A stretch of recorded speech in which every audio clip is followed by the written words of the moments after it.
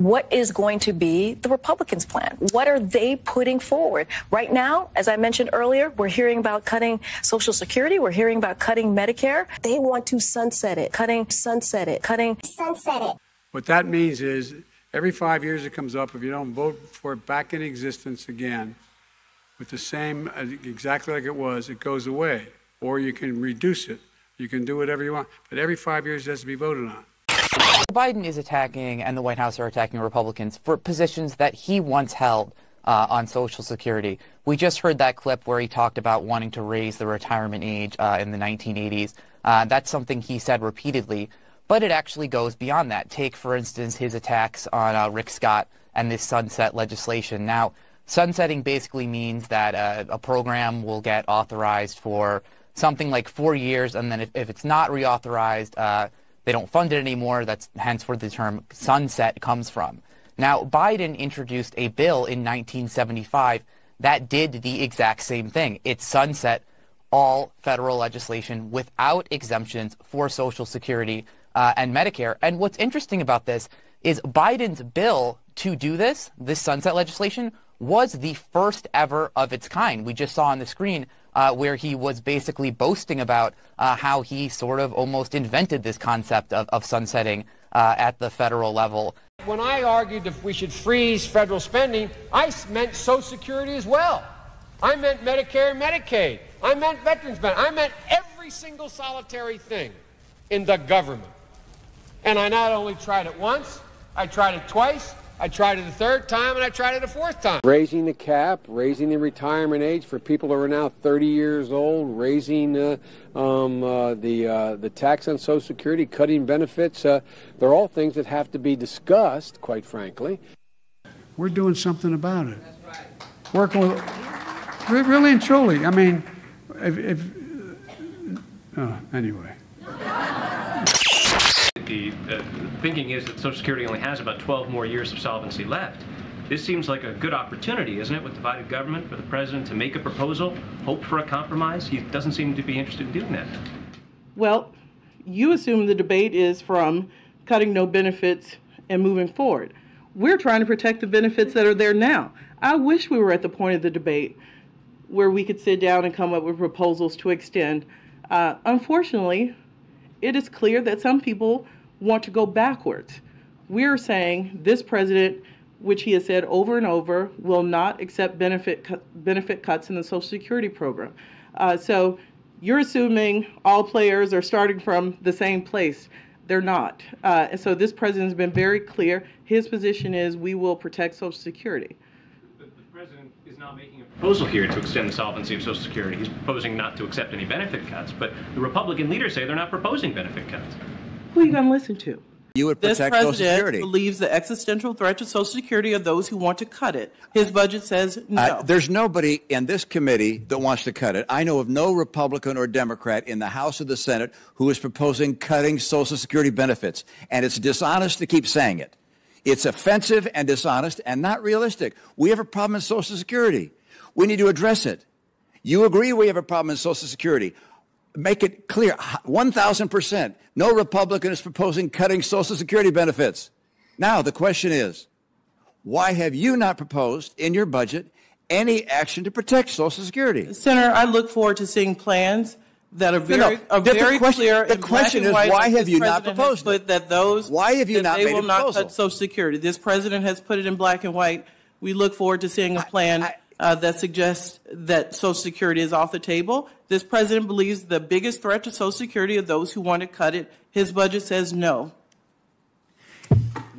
You know, I really do find that just offensive in the extreme, which is you can't name anyone who is proposing Social Security benefits.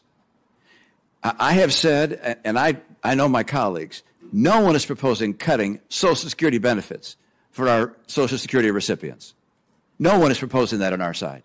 And you keep on saying that's the biggest threat. The biggest threat is in 10 years or so, the Social Security Trust Fund runs out of money and benefits get automatically cut by 25%. We don't want that to happen. I'm upset that the president hasn't included any effort to address that shortfall because I want to protect Social Security benefits for all of our recipients. The plan I'm going to show you is going to cut the deficit by another $2 trillion. And it won't cut a single bit of Medicare or Social Security. In fact, we're going to extend the Medicare Trust Fund at least 2 decades. We'll pay for it the way we talked about tonight, by making sure that the wealthy and big corporations pay their fair share. Who are you going to listen to? All right, let's talk about the State of the Union. Was the president surprised that Republicans walked into his trap on Social Security? Some of my Republican friends want to take the economy hostage. I get it, unless I agree to their economic plans. All of you at home should know what those plans are. Instead of making the wealthy pay their fair share, some Republicans want Medicare and Social Security to sunset. I'm not saying it's a majority. Let me give you, anybody who doubts it, contact my office. I'll give you a copy. I'll give you a copy of the proposal. That means Congress doesn't vote. Well, I'm glad to see you. And I tell you, I enjoy conversion. You know, it means if Congress doesn't keep the programs the way they are, they'd go away. Other Republicans say, I'm not saying it's a majority of you. I don't even think it's even a significant, but it's being proposed by individuals. I'm not politely not naming them, but it's being proposed by some of you. Look, folks, the idea is that we're not going to be moved into being threatened to default on the debt if we don't respond. Folks,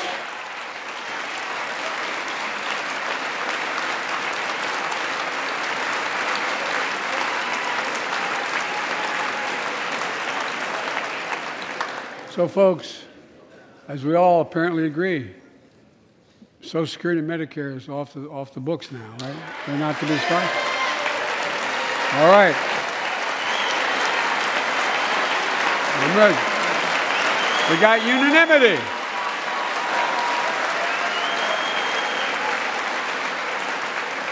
So tonight, let's all agree, and we apparently are. Let's stand up for seniors.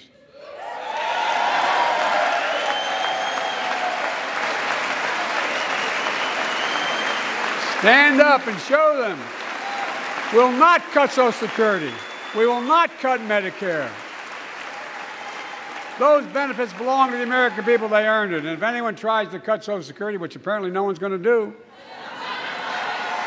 and if anyone tries to cut Medicare, I'll stop them. I'll veto it.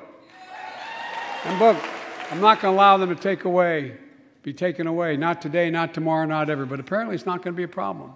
I will say this, the president certainly put them on the defense, right? He put the Republicans on the defense when it came to Social Security and Medicare. Look, this is something that they've been saying for months, that they want to sunset it. And one of the best lines that I think he said, that, and some of you covered this, when he was in Tampa, Florida, and he said, if you dream of taking away Social Security and Medicare, I will be your nightmare. And that's what you're seeing from this president. You saw that in the State of the Union, a fight. He laid down what he's going to do for the American people, what he sees moving forward, and all the progress that we've made in the last 2 years as we talk about the economy, as we talk about growing the economy from the bottom up, the middle out. During the State of the Union, as some of you may have seen, I've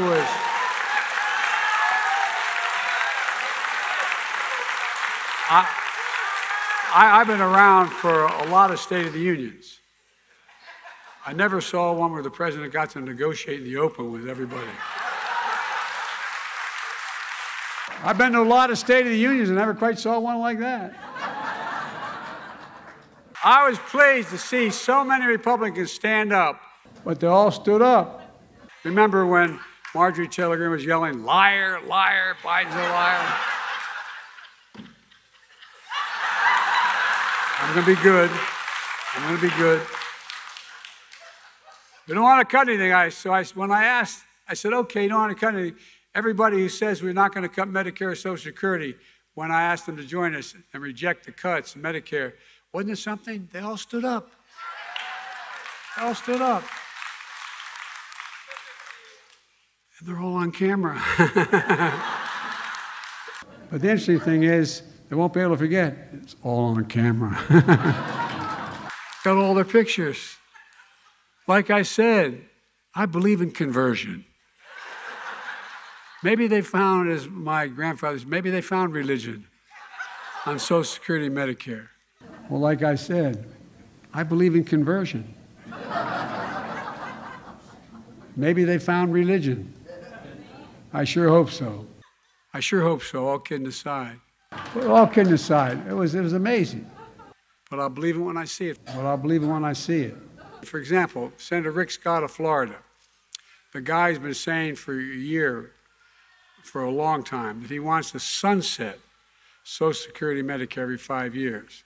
Cutting.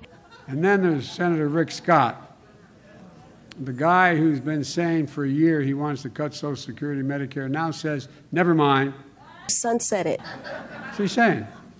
And he says he actually agreed with us all along. He really didn't mean what he'd been saying.